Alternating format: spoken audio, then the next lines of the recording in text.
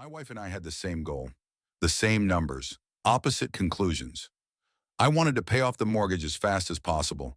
She wanted to keep it long, invest the difference, and let the spread do the work. We weren't disagreeing about the math. We were disagreeing about what kind of life we wanted to live. The decision wasn't about money. It was about how we were going to make decisions together for the next 30 years. Great decisions don't come from more information. They come from a cleaner process. Most people, when faced with a hard decision, do one of three things. They research endlessly, hoping the next data point will make the answer obvious. They poll friends, hoping consensus will give them permission. Or they delay, hoping the decision will somehow make itself. None of those is a process. They're all forms of avoidance. The reason decisions are hard is rarely that you don't have enough information. The reason is that the decision requires you to weigh things that aren't directly comparable. Money versus time, stability versus growth, your needs versus your partner's needs, the known cost versus the unknown opportunity. There is no equation that converts these into the same units. There's only a process for thinking about them clearly enough that you can make a decision that you can live with. Not optimal in the abstract, but right for the actual life you have. The four-step framework is that process. Step 1, clarify the outcome. Most people skip this step. They jump straight to options. Should I do A or B? Without first defining what success looks like.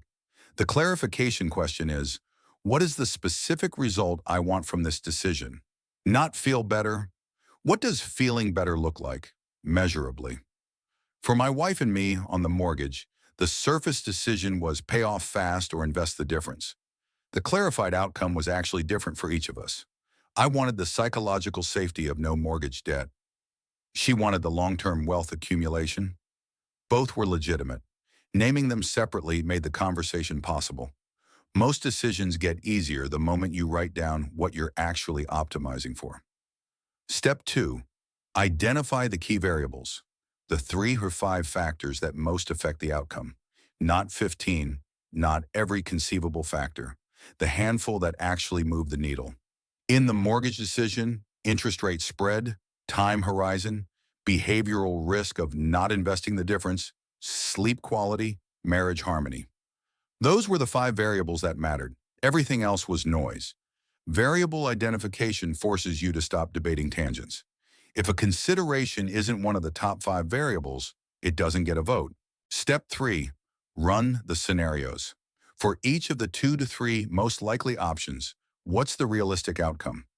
This is where people fail. They imagine the best case for the option they want and the worst case for the option they don't. The fix is to imagine the realistic case for each. Not best, not worst. What's actually likely given the variables you identified in step 2. In our case, option A, pay off fast. Likely outcome was mortgage gone in 7 years. Foregone investment returns over those 7 years, but significantly improved psychological state. Option B, invest the difference. Likely outcome was higher net worth in 7 years, mortgage still active. Behavioral risk of not actually investing the difference, which is the silent killer of this strategy.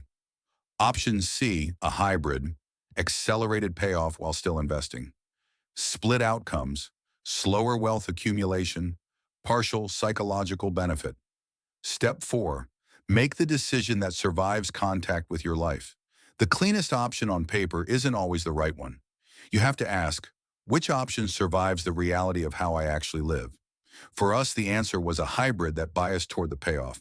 Not because the math favored it, it didn't, slightly, but because the behavioral risk of investing the difference given our actual behavior patterns was too high. We were better served by a slightly suboptimal mathematical choice that we'd actually execute than a slightly better one we'd undermine. The decision that survives your life is the one to take.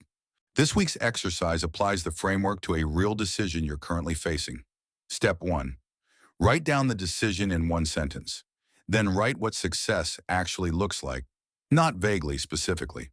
What does it mean to feel better or be in a better position? Step 2, identify the 3 to 5 key variables. Resist the temptation to list 15. The discipline of narrowing to 5 forces clarity. Step 3, name 2 to 3 realistic options. For each, write the realistic outcome. Not the best case, not the worst case, the likely case given your actual life and history. Step 4. Which option survives contact with your actual life? Your energy, your relationships, your tendencies, the things you'll actually do and not do.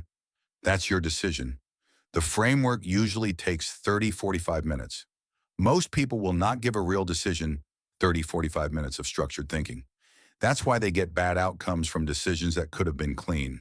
Save the worksheet, revisit in 90 days. Either the decision held up, confirming the framework, or you learn something about your decision-making that the framework will catch next time. If this resonated, the full 4-step decision framework, including how to handle emotional hijacking when the process gets overridden and how to apply this to small daily decisions that compound, is in Chapter 10 of the Unrestricted Life. The first chapter is free at the unrestrictedlife.com/chapter if you want to start there. Subscribe if you want one of these every Monday. Each episode pairs with a chapter, and we're walking through all 5 pillars of an unrestricted life. Next Monday, the emotional and mental dashboard, the 5 daily metrics that make change visible. I'll see you then.